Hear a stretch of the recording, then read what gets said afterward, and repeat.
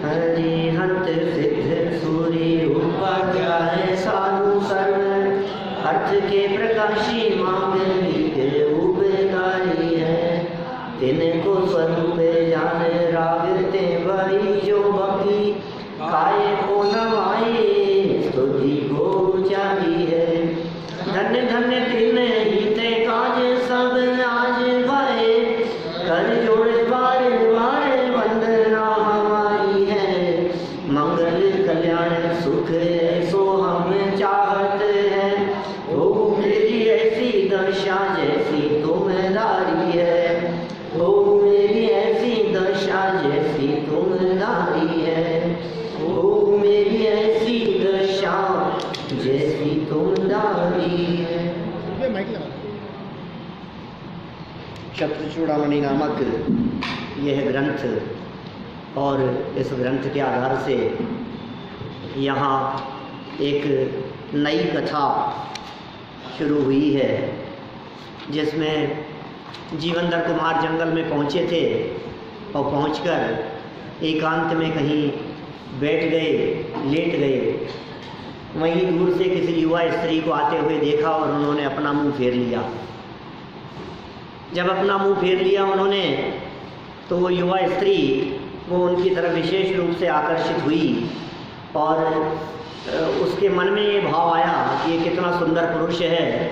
वो विद्याधरी थी वो, लेकिन जीवनधर कुमार की मनोदशा में, माने चित्त में उसके प्रति अत्यंत विरक्ति और वैराग्य का भाव जागृत होता रहा। देखिए आप, वो वैराग्य में चिंतन करते हुए शरीर के स्वरूप का चिंतन करते रहे। ये भेद विज्ञान के लिए है ये सब। भाई ये जो देह है यह अत्यंत अशुचि है, यह शरीर अत्यंत अपवित्र है। यह शरीर अंदर से किस प्रकार का है यदि तू विचार करेगा तो निश्चित रूप से देह के प्रति आकर्षित नहीं होगा। दूसरों के शरीर को देखकर आकर्षित होना ये तब तक ही है जब तक आप शरीर के अंतरंग स्वरूप को नहीं देख रहे हो। कल हमने अशुचि भावना की वे पंक्तियाँ आपके बीच में रखी थी। दिपे चाम चादर मड़ी हाड़ पिंजरा देह भीतर या सम, मतलब अंदर से जैसा है उसके समान इस जगत में और ना ही। माने देखो, आप पूरी दुनिया में खराब से खराब पदार्थों को ढूंढो, गंदी से गंदी वस्तुओं को तलाशो, बोलो कौन सी वस्तुएं, कौन से पदार्थ आपको दुनिया में गंदे दिखते हैं। उनमें आपको नजर आएगा कि गंदगी का जो साम्राज्य है वो ये यहाँ से आता है, अंदर से, शरीर के अंदर से। आप देख लो पूरे दुनिया में कीचड़, गंदगी, मल, कहीं कुत्ते ने कर दिया है, कहीं गाय ने गोबर कर दिया है, कहीं और कर दिया है, कहीं मनुष्यों की जिस जिस जगह पर इकट्ठी हो गए वहाँ समझ लो आप गंदगी शुरू हो गई। माने गंदगी जहाँ से उत्पन्न होती है वो मल बनाने की फैक्ट्री ये शरीर है, ये अपना देह है। जो बाहर निकलता है उससे अनुमान लगाया जा सकता है कि अंदर क्या भरा हुआ है, अंदर क्या चीज़ भरी हुई है, इसका अनुमान लगेगा आपको कहाँ से। बाहर जो चीज़ निकली है उसको देख करके ये सारी बातें यहाँ कर रहे हैं। चमड़ा, मांस, मल, ऐसे अशुचि पदार्थ। अत्यंत खेद की बात है कि अज्ञानी व्यक्ति इस शरीर को सुंदर सुंदर समझकर उसके प्रति मोहित होता रहता है। ये कौन विचार कर रहे हैं? जीवनधर कुमार विचार कर रहे हैं उसके शरीर को देख करके। विद्वानों ने ऐसा लिखा है, शरीर के ऊपर मक्खी का पंख, मक्खी होती है उसका पंख कितना बारीक होता है, इतनी सी बहुत बारीक परत यहाँ से उतार दो शरीर पर से, चेहरे पर से, तो अंदर जो है उसे देखना पसंद नहीं करेगा। इतनी सी परत है ऊपर। ये मतलब बहुत ऐसी चर्चाएं भी चलती हैं कि भाई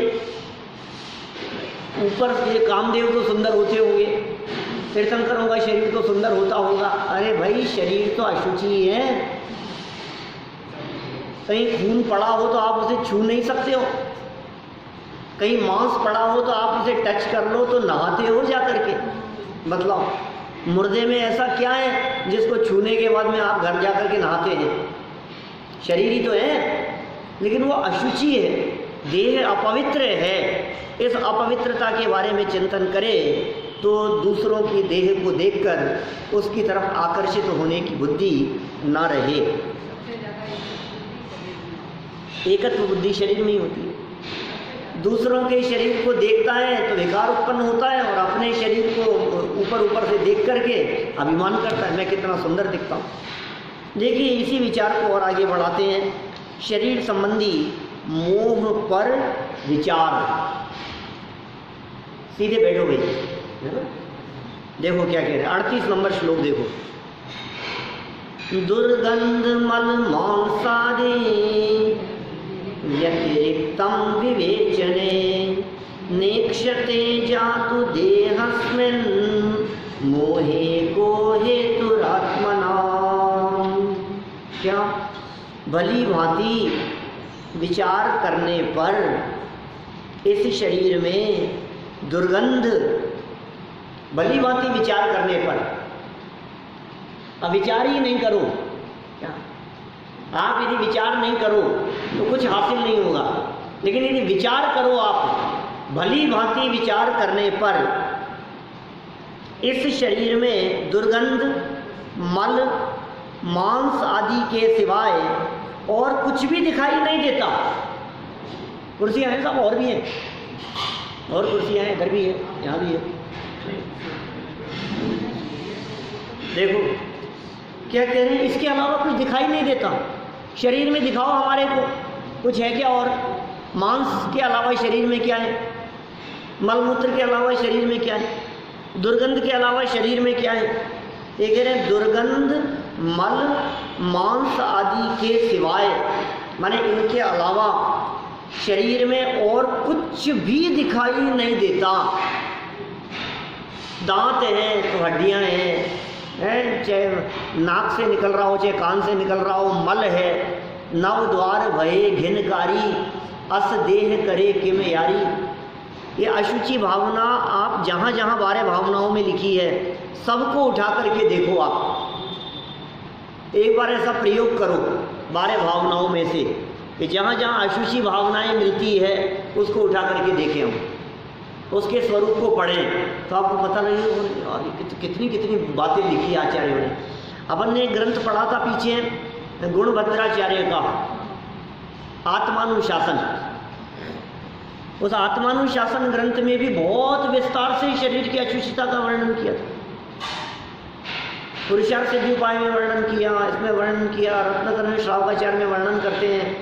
और देखो आप, एक भावना तो ये हो गई जो पढ़ी अपन ने, दिव्य चाम चादर मढ़ी, अशुचि भावना। और दूसरी बतलाओ। पल रुधिर राध मल थैली, पल रुधिर राध है, पीप मवाद खून, पल रुधिर राध मल थैली की कस वसा दिते मैली, नवद्वार भय घिनकारी, अस देह करे किम यारी। छेड़ाला की 5वीं ढाल का 8वां छंद है। अस देह करे किम यारी, इस शरीर के प्रति क्या यारी करता है।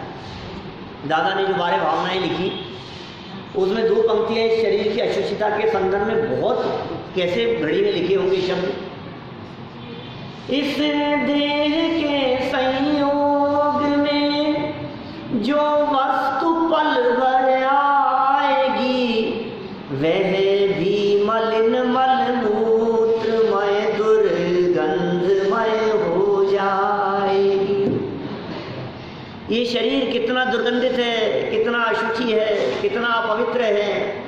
इस देह के संयोग में जो कोई भी वस्तु पल भर के लिए भी आ गई, पल भर के लिए अशुचि हो गई, मलमूत्रमय हो गई, दुर्गंधमय हो गई, वो वस्तु भी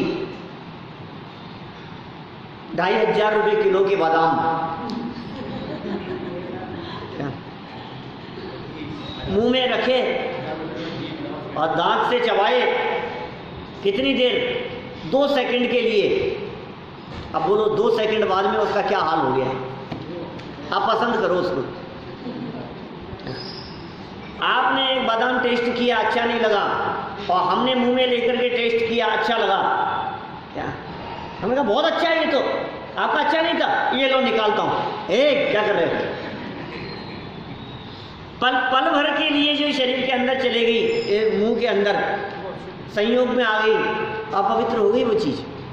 इस शरीर की दुर्दशा है इस प्रकार की। 2 सेकंड की बात नहीं है। आप यदि थोड़े लंबे समय तक और बात करते जाओ, आगे आगे बढ़ाते जाओ, 15 मिनट के लिए अंदर पेट में रह करके दोबारा वोमिटिंग हो जाए, आप देखो हालत। 6-8 घंटे पेट में रह करके बाहर निकले तो क्या हालत होती है। ये सारी बातें दिखा रही है कि अंदर जाने पर वो पवित्र पदार्थ भी अपवित्र हो गए। वो महंगी वस्तुएं भी जो बहुमूल्य थी, जो अच्छी दिखती थी आपको, बहुत महंगी से महंगी, वे भी सब अशुचि हो गई। सारे जगत में पानी को बहुत पवित्र कहा जाता है। पानी की उपमाएं दी जाती। पानी को पवित्र पदार्थ माना जाता है, सर्वाधिक पवित्र पदार्थ, सबको पवित्र कर देता है। उस पानी को, पवित्र पानी को, छने हुए प्रासुक पानी को एक मग्गा लेकर आपने माथे पर डालो और शरीर को छू करके निकले, क्या? अब बोलो, अब वो पानी किस काम का है? मलिन हो गया वो पानी। सागर के जल से शुचि कीजिए तो भी शुद्ध न हो। हाँ, सागर के जल से। ये तो अशुचि वो है ना, शौच धर्म का अर्घ। बहुत सुंदर लिखा हो शौच धर्म के अर्घ में, 10 लक्षण धर्म में, 10 लक्षण पूजन में ध्यानत राय जी ने, उसमें लिखा उन्होंने, ऊपर अमल मल भयो भीतर कौन विधि घट शुचि कहे, बहुदेह मैली सुगुण तैली शौच गुण साधु लहे। और ऊपर नित गंग जमुन समुद्र नहाए, अशुचि दोष स्वभाव थे। नित खूब किए साहब, 10 लक्षण पूजन ध्यान कराई जी, किसने नहीं करी है? याद भी होगी लाइनें, हैं? नित माने हमेशा ही, गंगा पूरी गंगा से नहा लो, जमुना से नहा लो, नित गंग जमुन। और इतना ही नहीं, समुद्र नहाए, गंगा से नहाओ, चाहे पूरी यमुना नदी से नहाओ, चाहे पूरे समुद्र से स्नान कर लो, तो बतलाओ पवित्र हो जाएगा कि नहीं? ये शरीर शुद्ध हो जाएगा कि नहीं? एक सुंदर उदाहरण दिया। एक घड़ा है, गोल्ड का कलश है, उस गोल्ड के कलश के ऊपर रत्न जड़े हुए हैं, और रत्न जड़े हुए उस गोल्ड के कलश पर, प्योर गोल्ड है और रत्न जड़े हैं उसमें, लेकिन अंदर मल भरा है, वेश्या भरी है, पौटी भरी है अंदर। क्या बोलो, घर में कौन सी जगह रखें इसको संभाल के? क्या कर रहे हो? अरे बाहर से उसको कितना साफ करें कि वो शुद्ध हो जाए, आपके किचन में रखने लायक हो जाए, कितना साफ करें उसको? ऐसी ही हालत देह की है। कौन से साबुन से नहाए, कौन से शैम्पू से नहाए हैं, कौन सा पाउडर इत्र ऊपर से लगाएं कि ये पवित्र हो जाए? भैया, जो अंदर से अपवित्र है वो बाहर से कितना भी पवित्र करने का प्रयास करो, वो पवित्र होने वाला नहीं है। देखो, हाँ सही बात। वो उदाहरण तो समझ में आता है, शरीर वाली बात समझ में नहीं आती। देखो, इतना होने के बावजूद भी क्या कहा? ऊपर अमल मल भरियो भीतर कौन विधि घट शुचि कहे। फिर भी क्या गजब बात लिखते हैं नीचे ध्यानत राय जी, बहुदेह मैली लेकिन सुगुण थैली। थैली की गाड़ी इसकी कीमत है क्या? और शौच गुण साधु लहे। भाई साहब, ये देह कितना भी अपवित्र हो, लेकिन इसके अंदर जो माल है ना, वो गुणों की थैली है। वो अनंत गुणों का अखंड पिंड आत्म तत्व आपके इस देह रूपी देवालय में बैठता है, विराजमान रहता है। ये गजब की महिमा है इसकी। माने देह की अपवित्रता होते हुए भी देह के भीतर रहता हुआ आत्मा, उसको ये देह अपवित्र करने में समर्थ नहीं होती। वो आत्म तत्व सदा काल पवित्र है, वो परम पवित्र पदार्थ है। वो शरीर के भीतर रहता हुआ भी शरीर को छूता नहीं है, शरीर के अंदर रहता हुआ भी शरीर से अनटच रहता है। अवध्य स्पष्ट है, अस्पर्शी, अरस अरूपी अस्पर्शी है वो तत्व, स्पर्श मात्र से रहित है। रह रहा है शरीर में, लेकिन शरीर में रहता हुआ भी शरीर को छूता नहीं है। मैं कभी कभी कहता हूँ लोगों से कि यदि ये छूने लग जाए, ये नहीं छूता है, इसका क्या प्रमाण है आपके पास में? मैं पूछता हूँ लोगों से, मेरे साथ नहीं छूता, बस नहीं क्या प्रमाण है?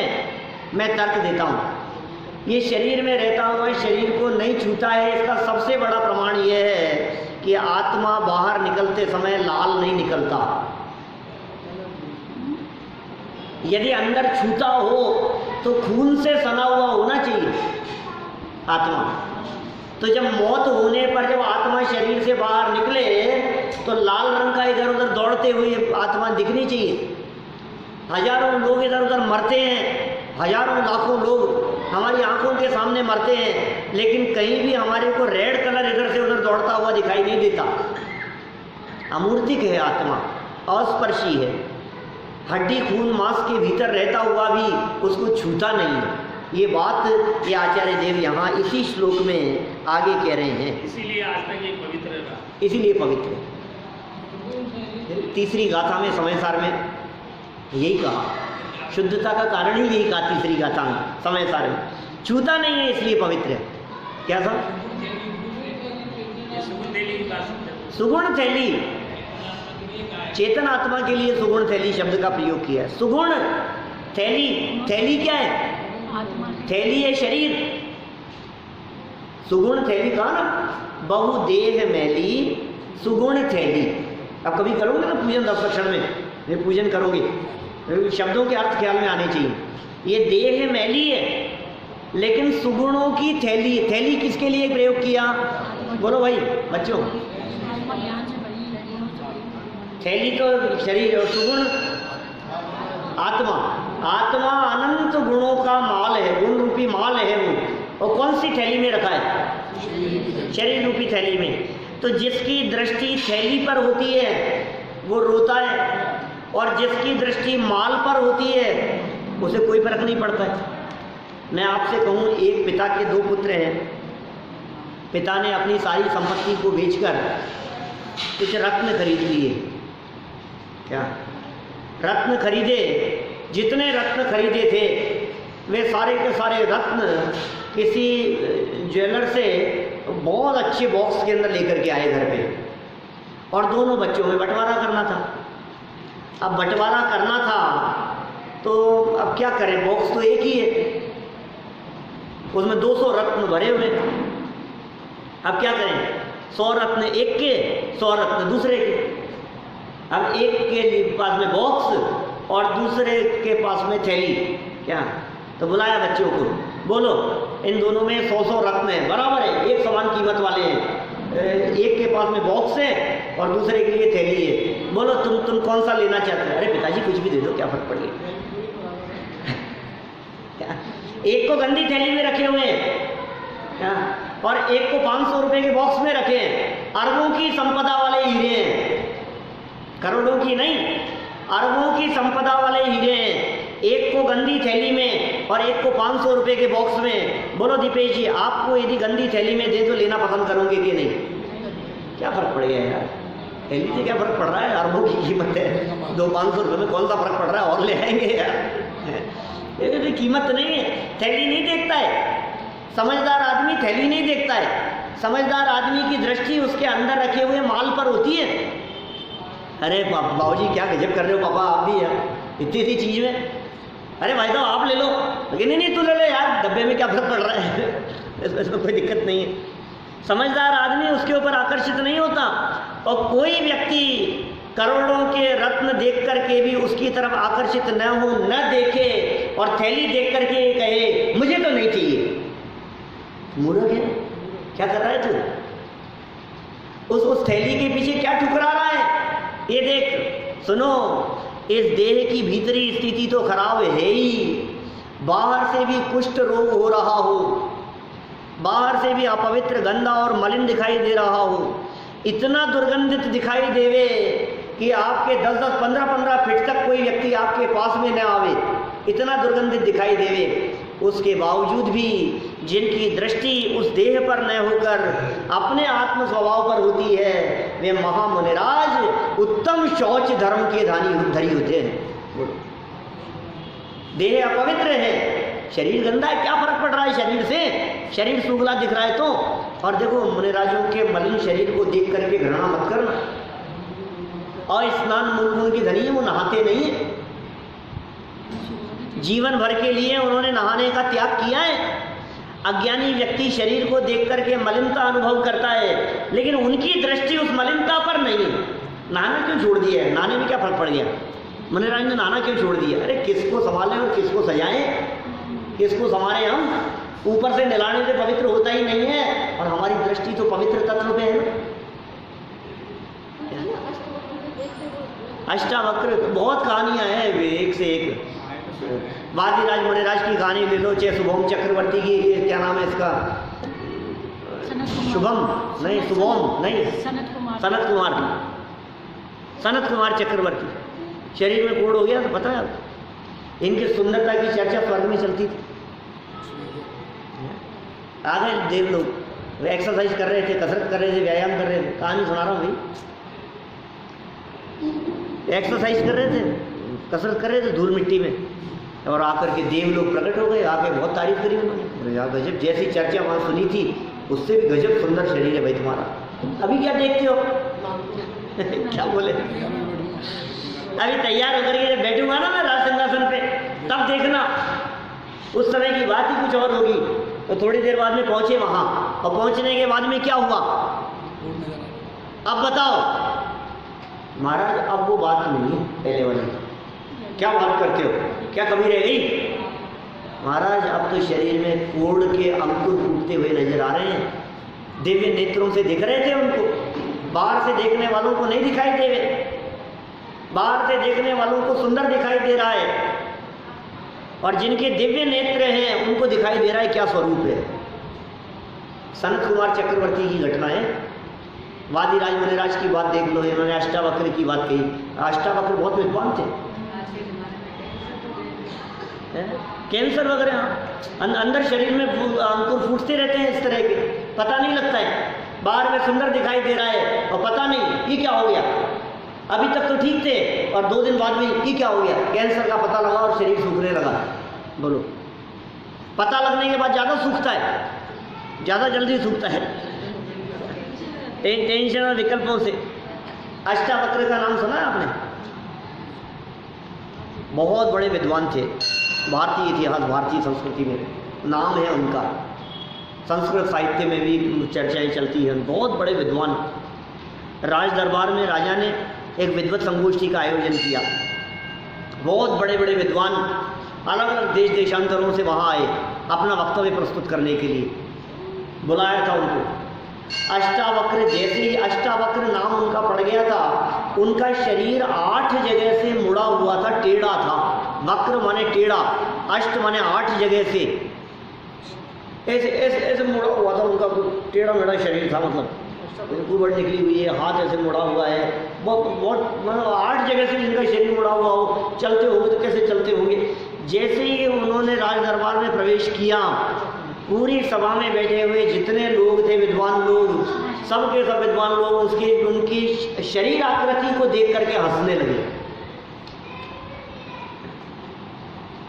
सब एकदम ऐसे ऐसे हंसी और मजाक बन गई उनकी। वक्तव्य चलते रहे, वे बैठ गए अपनी सीट पर आकर के, वक्तव्य होते रहे। जब इनका नंबर आया, क्या खड़े हुए तो लोग तो हंसते देखते हंस रहे थे। उन्होंने अपना वक्तव्य शुरू करते हुए पहला वाक्य कहा, हे चमारों। क्या चमड़ी के पुजारी सब विद्वान लोग नाराज हो गए, ऑब्जेक्शन करने लगे उसी समय। तो उन्होंने कहा कि मैं तो यहाँ विद्वान समझ करके आया था, लेकिन चमड़े की परख करने वाले चमार नहीं तो और कौन होंगे। क्या बहुत विद्वत्तापूर्ण उनका जब वक्तव्य सुना तो सबने दांतों तले अपनी उंगली चबा ली, पानी पानी हो गए सब। ये चमड़े को देख करके आप किसी व्यक्तित्व की परीक्षा कर रहे हैं। चमड़े की परख किसे होगी बतलाओ। ये चमड़ा है, ये ऊपर से दिखाई देने वाला, इस चमड़े की तरफ दृष्टि नहीं देवे। विद्वानों की दृष्टि, ज्ञानियों की दृष्टि चमड़े पर नहीं होती है। क्या इस बाहरी रूप में कुछ दम नहीं है। मैं आपसे पूछता हूँ, आपको अपने पुत्र के लिए लड़की लेकर के आनी है, बहुत सुंदर है, बहुत सुंदर है, बहुत ही सुंदर है, जिसकी सुंदरता की कल्पना नहीं कर सकते, लेकिन बुद्धि से कंगाल है। बोलो क्या करो, तैयार है आप? टॉप फ्लोर खाली है उसका, है स्क्रू ढीला है, क्या क्या शब्द दे सकते हो आप उसके लिए। बोलो आप तैयार हैं क्या? कहो कुछ समझती कुछ है, बोलो कुछ समझ में कुछ नहीं आता है। और ये बात प्रसिद्ध है उसके लिए, जानते हैं लोग, दो चार लोगों से आपने पूछा तो आपको पता लग गई। लेकिन सुंदर इतनी है कि हर जब वो आएगी ना मंडप में, क्या स्टेज पर जब आएगी तो आपकी सारी सभा के जितने लोग होंगे, 2000 लोगों को जिनको शादी में बुलाया है, सब तारीफ करेंगे। बोलो क्या करना है?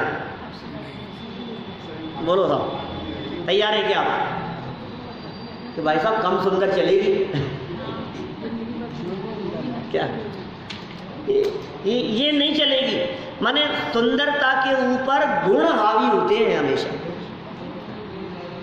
ये शरीर सुंदर हो या बदसूरत हो, इससे कोई फर्क नहीं पड़ता है, लेकिन अंदर में गुण कितने हैं, महत्वपूर्ण बात वो है। ये यहाँ कह रहे हैं आचार्य देव, देखो ज्ञानियों की दृष्टि किस पर होती है और अज्ञानियों की दृष्टि किस पर होती है, ये बात कर रहे हैं यहाँ। अभी तो अन्वयार्थ पढ़ रहे थे हम। दुर्गंध मल मांसादिक के सिवाय और कुछ भी दिखाई नहीं देता। किसमें? इस शरीर में कुछ भी दिखाई नहीं देता, तो भी जीवों का देह पर मोह होने में क्या हेतु, समझ में नहीं आता है। इतना होने के बावजूद भी वहाँ तो सब समझदार बनते हैं, घर में बहू लाने में तो सब समझदार बन रहे हैं। वहाँ तो अच्छा लड़का देखते हैं, अकेले सुंदर नहीं, सुंदरता भी हो गुणों के साथ में तो बहुत अच्छा है। लेकिन गुण ना हो और सुंदरता हो तो वो कोई सुंदरता किसी काम की नहीं। ये कह रहे क्या हेतु है, ये विचार कर रहे हैं। जीवनधर कुमार खुद विचार कर रहे हैं, अरे यार ये क्या देख रहा है, पैकिंग के ऊपर आकर्षित हो रहा है, माल तो कचरा है अंदर। माल और पैकिंग दो चीजें हैं ना। अंदर माल अच्छा हो उसकी कीमत है या बाहरी पैकिंग की कीमत है? बताओ। कीमत तो माल की है, पैकिंग में क्या दम है? अज्ञानी पैकिंग पे आकर्षित होता है, ज्ञानी की दृष्टि माल पर हुआ करती है। हमारी दृष्टि माल पर है या पैकिंग पर है, ये हमें देखना पड़ेगा। ये शरीर पैकिंग है और अंदर माल वो आत्मा है, वो माल है, अंदर बैठा हुआ आत्मा, उसमें गुण है। वो ऐसा माल है, वो ऐसा रॉ मटेरियल है अंदर इस देह के भीतर मौजूद, जो रॉ मटेरियल कुछ काल बाद में उस स्वरूप को देखने पर परमात्मा बन जाता है। वो रॉ मटेरियल है अंदर, जो रॉ मटेरियल थोड़े काल बाद में फिनिश गुड्स होकर के जब सामने आएगा तो सिद्ध परमात्मा बन करके निखर के सामने आएगा। बोलो वही आत्मा है, कोई फर्क है? सिद्ध आत्मा में और हमारे में क्या फर्क है? बोलो। वो फिनिश गुड्स है, ये रॉ मटेरियल है। ये बहिरात्मा है, बहिरात्मा अंतरात्मा बनता है, अंतरात्मा कुछ काल बाद में परमात्मा बन जाता है। आत्मा के 3 प्रकार बतलाए थे, बहिरात्मा, अंतरात्मा और परमात्मा। बहिरात्मा, अंतरात्मा और परमात्मा। मिथ्या दृष्टि बहिरात्मा है, सम्यक दृष्टि 4 से लेकर 12वें गुणस्थान तक अंतरात्मा है और 13वें 14वें गुणस्थानवर्ती परमात्मा है। दृष्टि कहाँ होनी चाहिए? लक्ष्य वहाँ है। देखो आप पत्थर देखने के लिए जाते हैं, मूर्तियाँ बनती है, रत्न देखने वाले, रत्नों का व्यापार करने वाले यहाँ भी तो हैं अपने। रत्नों का व्यापार करने वाले जो लोग हैं, जब वो खड़ खरीदते हैं वो क्या देखते हैं उसमें? उसमें देखते हैं पानी कितना है, इसका कैसा मैटर बन सकता है, क्या चीज़ बन सकती है। आपको दिखाए ना भी आपको पसंद नहीं आएगा। आपको खान से निकला हुआ गोल्ड दिखाए ना, आपको पसंद नहीं आएगा। जो खान से निकला है अभी अभी काला गंदा पिट्टी काली माँ से अपवित्र दिख रहा है, बेकार है ये। लेकिन वो जो खरीदने वाले हैं ना, वो जानते हैं उसकी कीमत क्या है, ये क्या चीज़ निकलने वाली है। ये बता रहे हैं यहाँ, पता नहीं क्या हेतु है, लोगों को क्यों नहीं पसंद आता है। देखो, जीव से क्या कह रहे हैं, जीव से सहित या रहित होने पर भी, दोनों बातें कह दी है। 337 नंबर पेज नीचे लास्ट लाइन है। जीव से सहित या रहित होने पर भी इस शरीर में दुर्गंधित मल मांस आदि के अतिरिक्त अन्य कुछ भी देखने में नहीं आता। शरीर अंदर बैठा हो, शरीर में आत्मा बैठा हो या आत्मा नहीं बैठा हो, उससे फर्क नहीं पड़ रहा है। आत्मा अंदर है तो भी इस शरीर के अंदर तो हड्डी खून मांस के अलावा कुछ नहीं दिखाई दे रहा है, और आत्मा निकल करके चला जाए तो भी शरीर में और कुछ दिखाई नहीं दे रहा है। तथापि जीव इस शरीर से मोह करता है, इसका कारण क्या है, इसका विचार करना चाहिए। गंभीरता से इस मुद्दे पर विचार होना चाहिए। लो, विचार के लिए बहुत सुंदर बातें इन्होंने यहाँ लिख दी है। 39 नंबर का श्लोक है। अज्ञानमशुचेर्बीजं ज्ञात्वा व्यूहं च देहकम् आत्मात्र सस्पृहो भक्ति कर्माधीनत्वमात्मनः।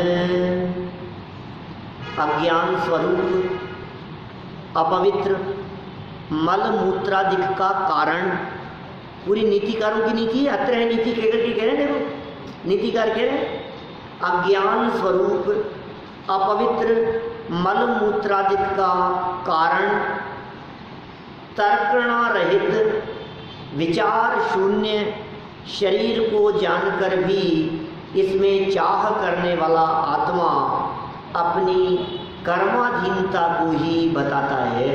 तो क्या करें, पर विवशता को बतला रहा है, मिथ्यात्व हावी हो रहा है, क्या करें।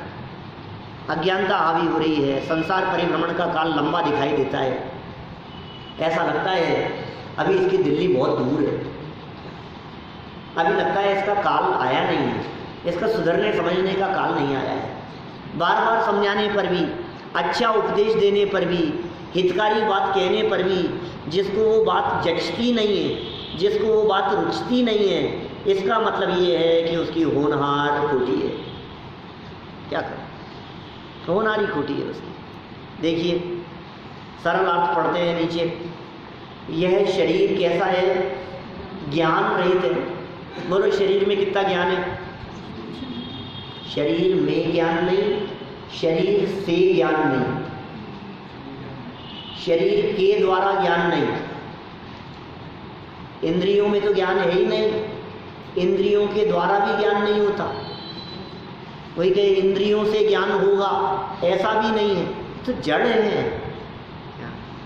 ये तो मोटा मोटा अचेतन पदार्थ हैं, आँख से नहीं देख रहे हैं हम, आँखों से नहीं दिखाई देता है, सामने हो पर नजर नहीं आता है, सामने नहीं हो और फिर भी नजर आता है, सामने होते हुए भी नजर न आए और सामने न होते हुए भी नजर आए। ये क्या चक्कर है? ये चक्कर क्या है? देखता ज्ञान से है, आँख से नहीं। हाँ, उपयोग देखने का काम करता है, ज्ञान देखने का काम कर रहा है। आंखें तो मुर्दे की भी होती है, डेड बॉडी में भी आंखें होती है, क्या करें। अच्छा, आंखें देखती है कि चश्मा देखता है? देखो ऐसे लगाओ, बोलो। जिनको बहुत कम दिखता हो क्या, और चश्मा लगाने से साफ दिखता हो क्या, वो चश्मा उतार करके देखें, बोलो दिख रहा है कि नहीं? नहीं दिख रहा है, नहीं दिख रहा है बिना चश्मे के, बहुत कम। नहीं, अरे यार कुछ दिखता ही नहीं है बिना चश्मे के, बहुत हालत ख़राब है। फिर चश्मा लगाओ, अब दिखने लग गया। तो कौन देखता है? चश्मा देखता है कि आंखें देखती है? अभी अभी इन दोनों में से क्या दिख रहा है? इन दोनों में तो सच्चाई ये लग रही है ना अभी अपने को कि चश्मा नहीं देख रहा। चश्मा यदि देख रहा हो तो लगाओ, इस किताब के भी चश्मा लगाओ, अंधे व्यक्ति के चश्मा लगाओ, जिनको दिखाई नहीं देता उनके चश्मा लगाओ। अपने है ना दो व्यक्ति वैसे हो गए, बोलो अभी थोड़े समय में इनकी आंखें चले गई, अपने इंद्रजीत अंकल की एकदम ही चलेगी। डॉक्टर ने जवाब दे दिए, बोलो अब कुछ नहीं, अब चश्मा लगाओ तो, अब चश्मा लगाओ तो बोलो कितना दिखेगा? कुछ नहीं दिखेगा। कि क्यों? कि देखने की शक्ति तो आंखों की थी, वो आंखों में ही ताकत नहीं। डॉक्टर से को दिखाओ, क्या कहता है? भाई साहब आंखों में रोशनी होगी तो चश्मा काम आएगा, आंखों में रोशनी नहीं होगी तो चश्मा क्या काम आएगा? इसी तरह से अब आपको यदि लगे कि साहब आंखों में तो रोशनी है, क्या तब चश्मे से दिखता है ना, तो आंखें तो देख रही है कि सुनो आपकी जो अच्छी आंखें हैं, मर जाने के बाद डेड बॉडी पड़ी है, उसकी आंखें अच्छी है, मुर्दा नहीं देख पा रहा है, लेकिन उसकी आंखें किसी को लगा दो तो दिख जाता है, हो जाता है ऐसा। तो उसकी आंखें ऑपरेशन करके किसी पेड़ पे लगा दो तो दिखेगा क्या? नहीं। अंदर जीव भी है और पेड़ भी है और लगा दो उसको ऑपरेशन करके, दिखेगा कि नहीं? नहीं दिखेगा। क्यों? क्योंकि एक इंद्री से 4 इंद्री तक के जीवों में, या 3 इंद्री तक की बात करो, 4 इंद्री में तो चक्षु है, एक इंद्री से 3 इंद्री तक के जीवों में चक्षु इंद्रिय संबंधी क्षेयोक्षम ही नहीं है, फिर भी ज्ञान है, ज्ञान तो है। इसका मतलब जानने का काम करने वाला अंदर कोई दूसरा तत्व है क्या? देखने का काम करने वाला दूसरा कोई तत्व है, आंखें नहीं, आपके भीतर बैठा हुआ कोई तत्व है। ये बात समझनी पड़ेगी हमारे। माध्यम मात्र है, और स्पष्ट समझ में आता है ना। सामने कोई था फिर भी नहीं दिखा हमारे, तो माध्यम क्या है? काय का माध्यम है? ज्ञान जिधर काम करेगा वो चीज दिखाई देगी आपको। बोलो, बोलो मैं आपसे पूछता हूँ, कल जितने लोग यहाँ आए थे, किसी का नाम लेने पर हो सकता है इंसल्ट महसूस करें, लेकिन किसी के बारे में पूछे, बताओ ये कौन सी शर्ट पहन करके आए थे? आपको ध्यान है क्या भैया? बच्चों का ध्यान है ये कौन से कलर की टी शर्ट पहन करके आए थे? बोलो, आए तो थे क्या? हाँ आए तो थे। देखा था क्या? हाँ देखा था। टी शर्ट नहीं देखी आपने? पहन के तो आए थे, पहन के आए थे कि नहीं? पहन के तो आए थे, देखा नहीं आपने? आपने इनको देखा और टी शर्ट नहीं देखी। अच्छा बतलाओ, आपने कल मुझे देखा था, ये कुर्ता पहन करके आया था कि नहीं? क्या पता कौन सा था यार, सफेद तो था। अरे सफेद तो रेगुलर है ना, इसलिए पता है आपको। क्या हम देख करके भी नहीं देख पा रहे? हमने देख करके भी नहीं देखा, हमें पता ही नहीं है, हमें ध्यान ही नहीं है। देखा था इतना पता है, आप ध्यान दोगे तो आपको इतना भी पता लगेगा कि यहाँ बैठे थे, इतना भी पता है आपको, लेकिन फिर भी पता नहीं है कौन से कलर की थी, कौन से डिजाइन की थी, क्या थी, पता नहीं। ऐसा तो नहीं हो सकता कि पहन के नहीं आए हो, ऐसा तो हो नहीं सकता। इसका मतलब ये है हम कैसे देखते हैं।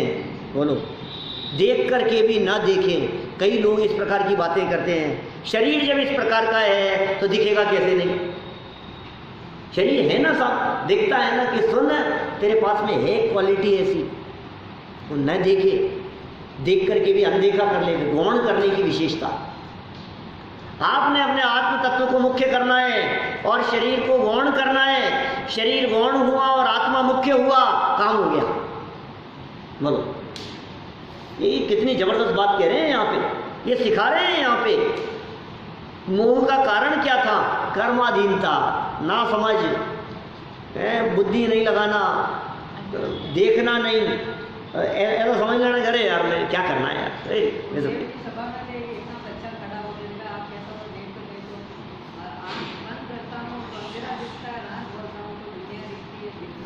बोलो, ऐसा लगता है?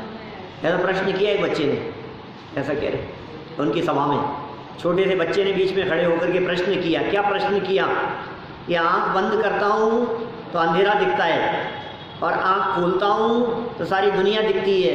आप कहते हो आत्मा आत्मा दिखता है, दिखता कहाँ है? दिखता तो है नहीं कहीं। अंधेरे को कौन देखता है? बोलो, तो अंधेरे को कौन देखता है? ये दुनिया को कौन देखता है? देखने वाले को देख। क्या देखने वाला कौन है? ये दिखाई किसको दे रहा है? ये फील कौन कर रहा है? ये महसूस कौन कर रहा है? जो महसूस कर रहा है वो है आत्मा, वो मैं हूँ। ये ज्ञान जिसमें हो रहा है वो मैं हूँ। ये पकड़ना पड़ेगा। ये बहुत कठिन काम नहीं है, लेकिन बारीक जरूर है, अभ्यास की आवश्यकता जरूर है। ऐसे तो पकड़ में नहीं आता हूँ। ये गुस्सा, सब चीज़ें पकड़ में आती है, हर चीज़ पकड़ में आ रही है, और खुद का स्वभाव पकड़ में नहीं आ रहा है। ये जाननहारपना पकड़ में नहीं आ रहा है। नमक कैसा होता है बेटा? खारा होता है, पक्का पता है तुम्हारे? किसको पता नहीं है मतलब? नमक के खारेपन की आपको खबर है कि नहीं भाऊजी? नमक तो खारा होता है, हम जानते। कैसे पता? कि जीभ पर टच किया हमने, खारापन पता लग गया हमारे को। नींबू कैसा होता है? खट्टा। सबका स्वभाव पता है। मिर्च का स्वभाव पता है कैसा होता है, और मिश्री का स्वभाव पता है कैसा होता है। और हमने पूछा आत्मा का स्वभाव कैसा होता है? बात भरोसे की है, देखा देखी सुनी सुनाई तो बात कह दोगे आप कि हाँ आत्मा का स्वभाव तो जानना देखना है। ज्ञाता दृष्टा है, जानता देखता है। साहब आत्मा तो जानता देखता है। सुनी सुनाई बात कह दी आपने, आत्मा जानता देखता है। लेकिन जितना भरोसा आपको नमक के खारेपन पर है, उतना भरोसा क्या आपको आत्मा के जाननहारपन पर है? बोलो कि मैं ज्ञाता दृष्टा हूँ, मैं जानने देखने वाला हूँ। सब चीज़ें पकड़ में आ रही, पकड़ो तो पकड़ में आएगी। देख ज़्यादा ऐसे मत, गुस्सा आ जाएगा मेरे को। ये गुस्सा करने वाला कौन है? ये गुस्सा किसको आ रहा है? गुस्सा हाथों को आ रहा है, गुस्सा इस तर्जनी अंगुली को आ रहा है, इसको आ रहा है गुस्सा। इसको गुस्सा किसको आ रहा है? गुस्सा आंखों को आ रहा है, या गुस्सा जवान को आ रहा है? गुस्सा दिमाग को आ रहा है, किसको आ रहा है गुस्सा? गुस्सा करने वाला कौन है? वो तत्व कौन है? और गुस्सा आ रहा है, ये जो आप जवान से कह रहे हो कि मुझे गुस्सा आ रहा है, इसका मतलब गुस्सा पता लग रहा है। ये ज्ञान कौन रहा है? ये जान कौन रहा है? ये किसके ज्ञान का विषय बन रहा है? बोलो। ये जानने वाला ज्ञान का विषय बने, वो आत्मा पकड़ में आए। जिसके पकड़ में आत्मा आ गया, इसका मतलब ये है कि उसने माल को देख लिया। जिसने माल देख लिया वो फिर नहीं देखता है थैली वैली देख करके, फिर परवाह नहीं करता है। अच्छा चलो, दो चीज़ों में देनी हो यहाँ पे, आपको पता नहीं है दोनों में क्या है। क्या अंदर की बात मुझे पता है कि दोनों में एक जैसा माल है। एक गंदी थैली थी और एक अच्छी थी। बोलो आ जाओ, कौन सी लोगे? एक गंदी थैली है, एक अच्छी है। बोलो कौन सी लोगे? अच्छी लेगा। और जिस व्यक्ति को किसी सीक्रेट मिशन में पता लग गया होगी यार माल तो दोनों में एक समान ही है, फिर बताओ कौन सी लोगे? कि किसी व्यक्ति की बारीक बात पता लग गई हो, अंदर की बात कि वो आज बंटवारा कर रहे हैं तो एक जैसी है, दोनों में थैली जैसी पता लग गया, हमारे को ऐसा बराबरी है, तो फिर क्या करेगा? अरे कोई बात नहीं। माने जिसकी दृष्टि में ये बात आ गई ना कि अंदर माल है, क्या जिसकी दृष्टि में अंदर ये बात आ गई, अंदर तो वैल्यूएबल चीज़ है भाई साहब, फिर क्या करेगा? फिर दुखी नहीं है, फिर आनंदित है। अरे मजे कर सकते यार, कोई दिक्कत नहीं है। अभी देखो घुटने में दर्द से परेशान है, कमर दर्द से परेशान है, शरीर में कोई बीमारी हो जाए तो परेशान है, चक्कर खा करके गिर जाए तो अरे यार पता नहीं क्या हो गया, दिमाग में पता नहीं क्या हो गया, बीपी की परेशानी हो गई, इसकी परेशानी हो गई, किडनी की परेशानी हो गई, हार्ट की हो गई, देखो परेशानियाँ दिखाई दे रही है। और कहा सुन, ये जितनी परेशानियाँ हैं ये सारी परेशानियाँ ऊपर है, अंदर जो तत्व बैठा है उसमें कोई परेशानी होती नहीं है। अब बतलाओ क्या तकलीफ है? कोई तकलीफ नहीं, हम मजे में आनंद में काल निद्रा। तो कितनी सुंदर बात यहाँ कह दी है इन्होंने। कैसा है ये शरीर? अपवित्र, मलमूत्रादिक वाला, तर्कणा से रहित, कितनी बातें कह दी है। नीचे सरलार्थ पढ़ रहे थे अपन को, सरलार्थ पढ़ लेते, विशेष आजकल पढ़ेंगे। यह शरीर कैसा है? ज्ञान रहित, नंबर 1। जड़ मतलब ज्ञान नहीं है जिसमें, वही अचेतन बेचेत पड़ा रहने वाला। अपवित्रता का जनक, फैक्ट्री जनरेट करने वाला अपवित्रता को, उसका जनक, और हिताहित के विचार से रहित है, ऐसा जानकर भी आत्मा शरीर से मोह राग करता है। इससे तो आत्मा का कर्माधीनपना ही प्रतिलक्षित होता है। इससे तो यही समझ में आता है कि आत्मा कर्माधीन हो रहा है। इस बारे में और कुछ विशेष बातें कही है जिसे कल हम यथासमय पढ़ेंगे।